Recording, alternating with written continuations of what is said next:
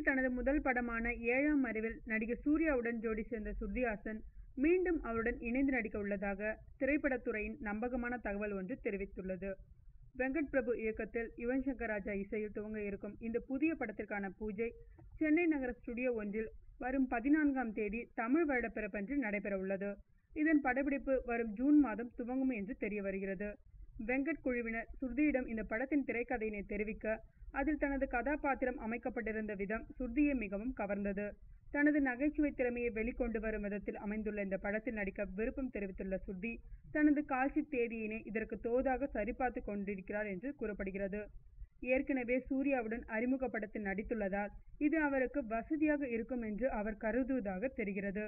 இந்த படத்தில் நடிக்க உள்ள பிற நடிகர்கள் மற்றும் குழுவினர் பற்றிய முழு விவரங்கள் குறித்த அதிகாரப்பூர்வ அறிவிப்பு இம்மாத இறுதியில் வெளிவரக்கூடும் என்று எதிர்பார்க்கப்படுகிறது.